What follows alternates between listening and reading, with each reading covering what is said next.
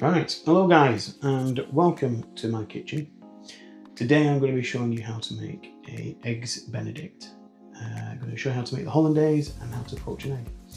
And then how we might want to go ahead and then plate it. So let's...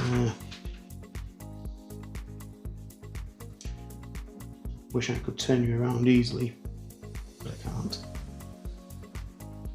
We have here some water boiling for the poached eggs, which to that I'm going to add a splash of some some cider vinegar, but you can use any kind of vinegar you like. So anything which doesn't really add colour, and you don't want it boiling, you want it just barely simmering, because if it's boiling too hard you'll actually end up breaking apart the eggs, but if it's not quite hot enough it won't really cook very well. Here I have another pan which I am going to use for the Hollandaise mix. I have 2 egg yolks in here. There's a little bit of white, but that's not an issue. The water's just barely simmering. You need a bowl, you need a pan, some water and a whisk.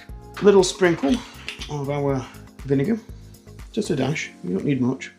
A few drops of water.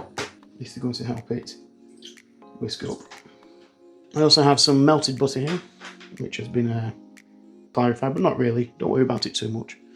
Let's go ahead and start making the Sabayon. And at this point what we're doing is we are gently heating up the eggs. We're also aerating the mixture, and we're wanting to create what is called a Sabayon. It's going to take a few minutes. I'll try and bring it over a little bit actually. Let's put this other one on.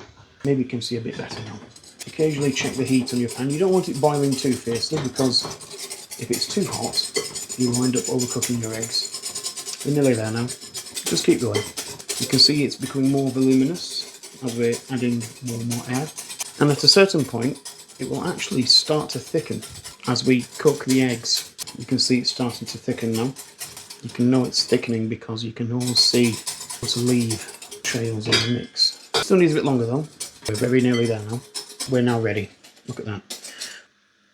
You can see the change in texture is that it is almost what we would call a ribbon stage, where you can actually leave trails in the mix. I'll try and show you a bit better. You see that? You kind of get these little peaks and folds which don't quite disappear on the surface immediately. That's called ribbon stage, and that's what we're wanting. Take it any further now, and what we'll end up doing is actually overcooking our eggs. We've taken it now far enough. We just need to get rid of this. Cool the pan down with a bit of cold water. The only reason why I'm doing it is just because I want a convenient place to put the bowl so I can whisk. So I've just cooled it down with some water, cold water. There's no heat now in there. It's just going to allow me to put the bowl back there and do the next part relatively hands-free. So we've got our Sabayon made up now, and now it's time to start adding the butter. What we're going to do is... oh wow, I almost ruined it now. You see that? I was about to say, you need to add this gently and slowly. If you add it too fast, you'll oversaturate the eggs and they won't be able to absorb the fat. So you need to add the butter in increments. Now don't be scared of it. Just keep going. Just keep going. Don't be afraid of it. There's nothing to be afraid of. It's not going to split because we've cooked out the eggs properly.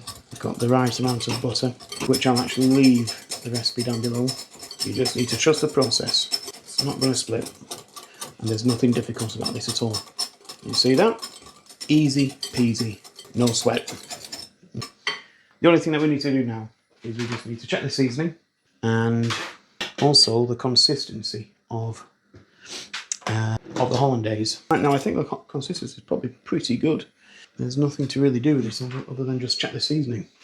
What kind of consistency are we looking for? Well, we're looking for a consistency that coats the back of a spoon. And that indeed does. And it tastes good too.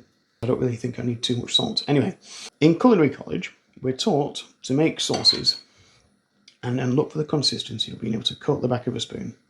And what it means is being able to do this, where the sauce is on the back of the spoon and you swipe your finger across and it leaves a trail. If it was too thin, it would just simply run back and not leave any trail at all. Conversely, it can also be too thick. Now, I'm looking at that and it has a nice fluidity to it, so that is not too thick at all. If it was too thick, then what we would do is we'll just add a few dashes of water, and then that would bring the consistency to where we want it to be. So Hollandaise is done. I'm going to put this to one side. Now it's time for our eggs. Right, I'm going to bring this forward. The water right now is too hot, it's boiling. If we try and cook in there now, we will end up basically destroying the eggs. So we need to turn that heat down.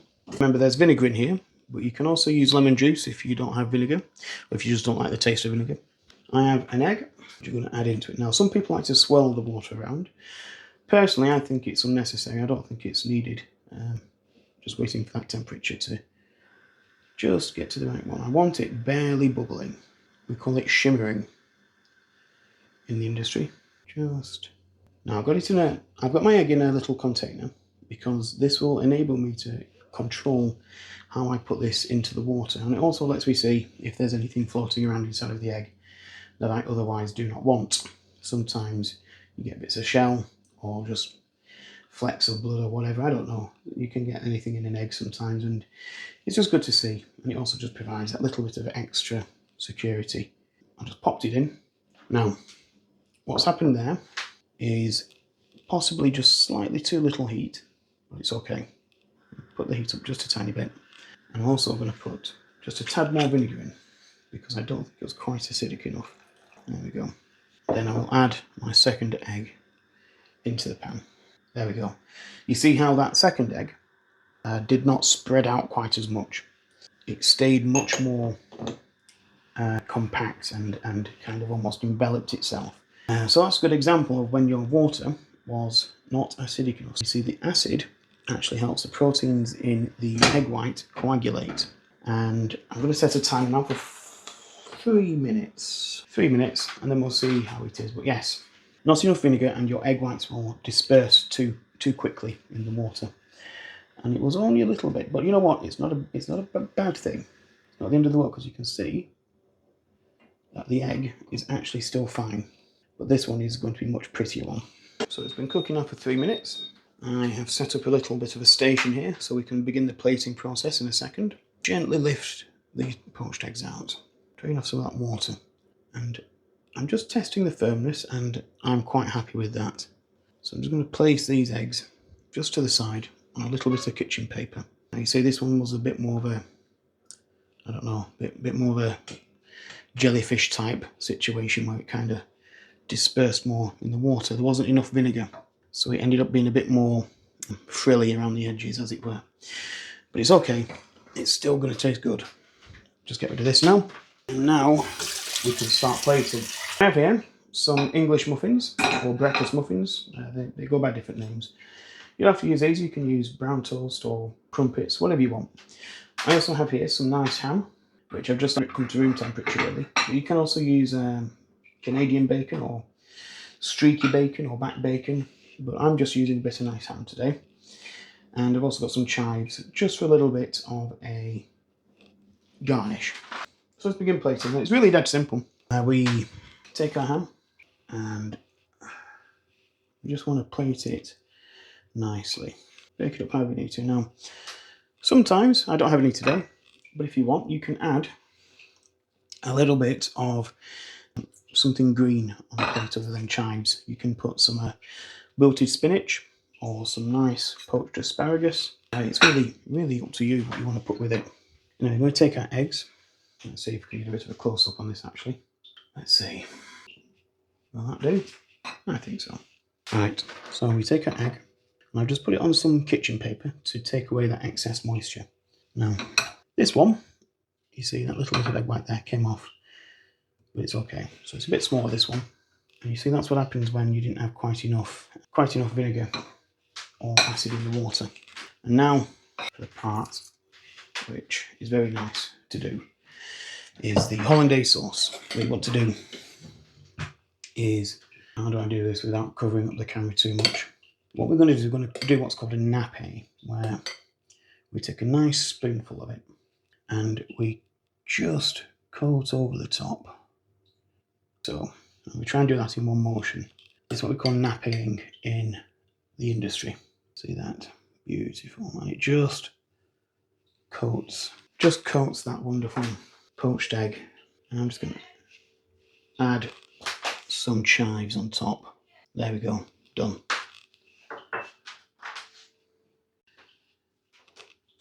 And that's it, that's an Eggs Benedict. Let's see.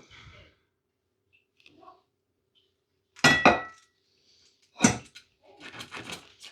can see that wonderful poached egg.